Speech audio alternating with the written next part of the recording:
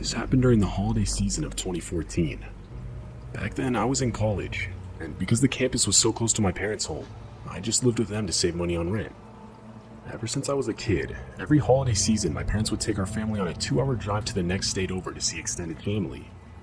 Their plan was to leave Friday morning, but because I had school, I had to drive myself down later that night, and that's what I ended up doing. I'd say it was around 8 p.m. when I left, so at that time of year almost completely dark outside. Anyway, I was driving down the highway, which should be noted was almost completely dead. There wasn't much for civilization on the route I was taking. I remember going for around an hour, when my car started making weird noises.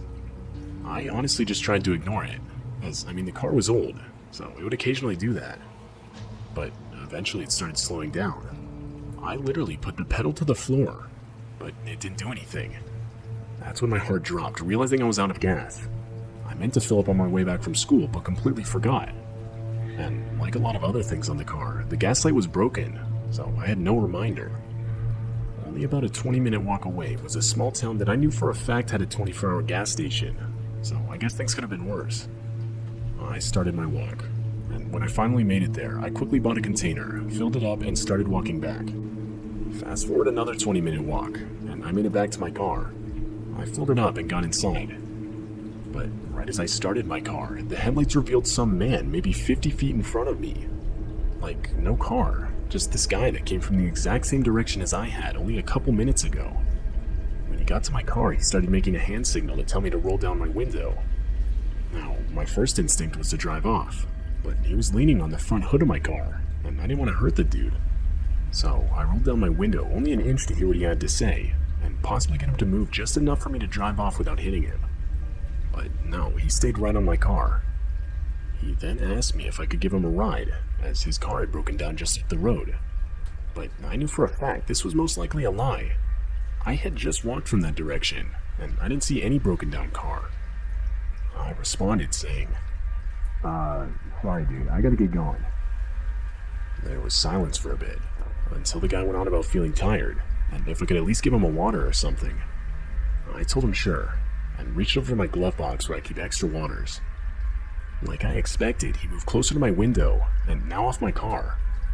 Figuring this might be my only opportunity to get away, I hit the gas and sped out of there. As I was pulling away, I heard an ear-deafening scraping sound on the side of my car. Along with this, the guy started chasing my car for a bit until giving up. Most disturbing, though, was the fact that nowhere on the side of the road was a broken-down car. I firmly believe that man had followed me on my walk from the gas station back to my own car. When I finally made it to my cousin's house, I got out and noticed the entire side of my car had been scraped by what looked like a knife or some sort of sharp object. Ultimately, I reported the incident to the police, but as far as I know, nothing ever came of it.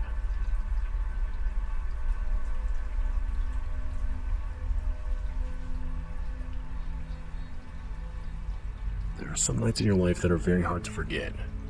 I had one of these nights approximately 20 years ago. I was a 17-year-old male, and I was planning on staying out all night with a couple of high school friends of mine. I'll call them Paul and Alex for now. All three of us had relatively strict parents who wouldn't want us out late, and at the time there was a 1 a.m. curfew for people under 18 anyway. So Paul, Alex, and I decided to each pull the old trick of telling our parents that we were sleeping over at one another's house. We talked about how much fun it would be to have no set time to come home, and to be completely free for a night. I decided to be the driver. I had an old Camaro that was as souped up as I could possibly get it on a 17-year-old salary. It was in good shape, and we figured it would be fun to mess around in on that particular night. Anyway, I picked up Paul and Alex. From what I can remember, it was around 10 o'clock at night, and we were off to see where the night would take us. We aimlessly drove around for a while. We stopped for some food, and cruised around the local area until we started to get bored. The night seemed longer than we anticipated. Eventually, we decided it would be fun to drive to a neighboring state's tourist area, and we then drove 45 minutes or so till we got there. I don't recall too much going on at the time we arrived. It was probably 2 in the morning by then. Come around 3 o'clock and we were again starting to get bored, but that wouldn't last long. We were driving down an unlit street. Other than the illumination from my headlights, and the dim lights from houses or businesses that were set far from the street, it was complete darkness. there were lines of parked cars on both sides of the congested area. And that's when I noticed one had pulled out of a parking space behind me and was now following me. The car had no lights on and was slowly getting closer to my bumper. Alex and Paul were constantly looking back at the vehicle. I remember all of us asking each other what we thought was happening. Keep in mind, we were naive 17-year-olds back then. But as I looked into my rearview mirror, I noticed there were actually two vehicles tailing us, one behind the other. We had no cell phones back then, but luckily I had an eager engine, and I wasn't afraid to make use of it. We all agreed it would be best to try to make it to the highway to see if we could lose them. Before we knew it, the car right behind us started putting his lights on, then off, and then on again. He tried to bump us on a few occasions, which forced us to start blowing through stop signs and lights. We were now on a large main highway, both vehicles still following us. One of them was side by side with us for a moment, and I remember looking over, and me and the driver locked eyes for a moment. The guy just smiled at me. His face genuinely disturbed me. Meanwhile, the other car was right behind us and pushing us to speeds of around 90 miles an hour. They were both clearly trying to hit my car, one from the back and the other from the side. I then punched the gas somewhere around 100 miles an hour in a speed limit zone close to half that. We were able to get a few car lengths ahead of him when we passed by two police cars side by side. One of them immediately pulled out with his lights on. This was the only time in my life I've ever been relieved to get pulled over. As I was coming to a stop, I looked behind us and noticed the two vehicles that were following us practically vanished. There was only the patrol vehicle.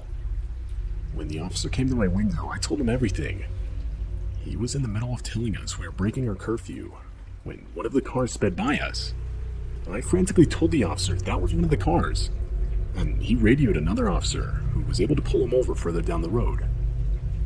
A short while later, the officer that pulled us over would inform us that we were right, and that the guys following us were known carjackers in the area, and were both caught and currently being arrested. He then issued me a speeding ticket, and told us we should have just pulled over and locked the doors and windows. But, at least the way I see it, I much rather would have gotten a speeding ticket than my car stolen.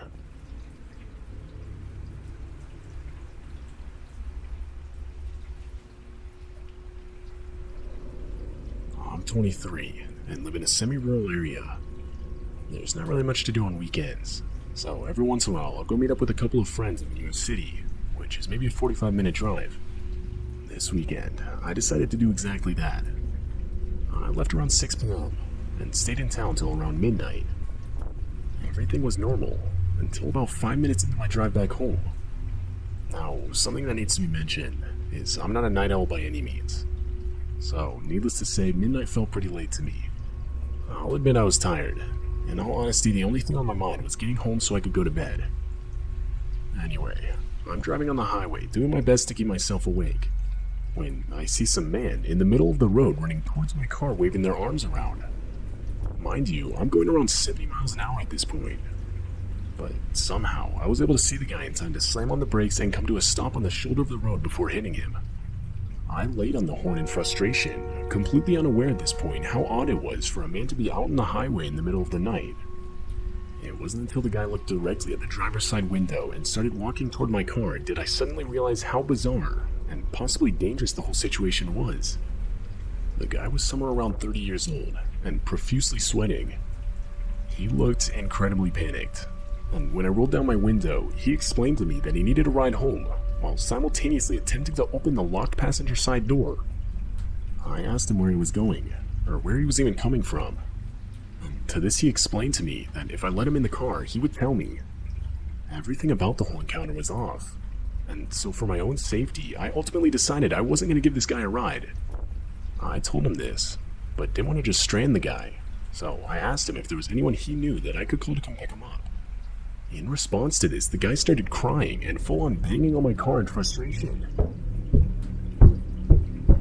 And at that, I sped away.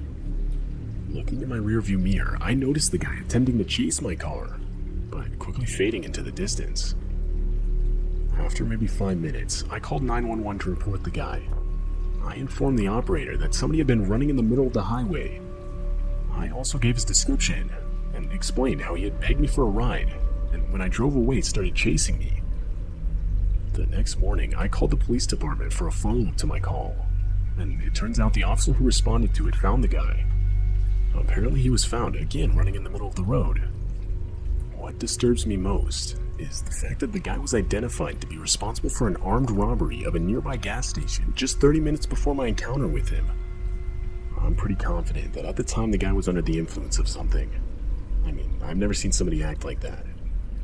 Thinking back on the whole experience makes me wonder what this guy really had planned if I had let him in my car. Especially considering he was armed.